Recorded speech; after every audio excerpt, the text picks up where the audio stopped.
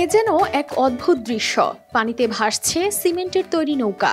হ্যাঁ, ঠিকই শুনেছেন, কাঠ নয়, রড, সিমেন্ট আর বালুর মিশেলে তৈরি করা হয়েছে এই নৌকা, যা এখন স্থানীয়দের কৌতূহলের কেন্দ্রবিন্দু। প্রতিদিনই এই নৌকা দেখতে এবং তাতে ভ্রমণ করতে ভিড় জমাচ্ছেন নারী, পুরুষ, শিশু সহ সব বয়সের মানুষ।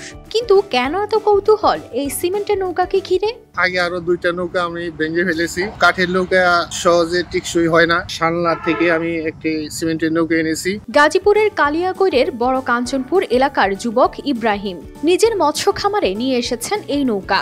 গাজীপুর সদর সালনা এলাকা থেকে প্রায় 10,000 টাকা খরচ করে স্থানীয় এক ব্যক্তির পরামর্শে তিনি নৌকাটি কিনে আনেন। তবে এটি কোনো সাধারণ নৌকা নয়। কাঠের বদলে এটি রড, বালু, ইটের খোয়া ও সিমেন্ট দিয়ে বেশ মজবুত করে বানানো হয়েছে।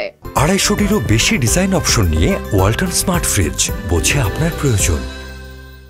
নৌকাটা আসলেও অনেক সৌন্দর্য দেখা যায়, মানুষে অনেক সুন্দর বলে, অনেক টেকসই। ইব্রাহিম জানান, কাঠের নৌকাগুলো অনেক সময় টেকসই হয় না, তাই তিনি বেছে নিয়েছেন সিমেন্টের নৌকা। তার মতে এটি সস্তা হলেও বেশ শক্ত এবং ভ্রমণের জন্য নিরাপদ। কাঠের নৌকার চেয়ে সিমেন্টের নৌকা অনেক ভালো।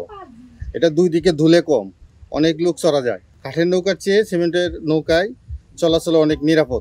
দর্শনার্থীরাও বলছেন একই কথা। এখানে ঘুরতে আসছি, এখানে সিমেন্টের নৌকা আছে। সিমেন্টের নৌকা কাঠের নৌকার চেয়ে অনেক ভালো, অনেক সুন্দর। এনে প্রকৃতিটা অনেক সুন্দর। আমাদের সিমেন্টের নৌকায় ঘুরতে খুব ভালো লাগছে। কাঠের নৌকার চেয়ে সিমেন্ট নৌকা অনেক ভালো। চারিদিকে সবুজের মাঝে মৎস্য খামারের পানিতে এই সিমেন্টের নৌকা যেন প্রকৃতির সাথে মিলে এক নতুন রূপ দিয়েছে। এই নৌকার দৈর্ঘ্য 12 ফিট ও প্রস্থ 5 ফিট। দেখতে বেশ ছোট মনে হলেও এটি খুব মজবুত। ইব্রাহিম জানিয়েছেন, প্রতিদিনই নানা বয়সী দর্শনার্থীরা আসছেন নৌকাটি দেখতে, ছবি তুলতে এবং তার সাথে কিছুক্ষণ সময় কাটাতে।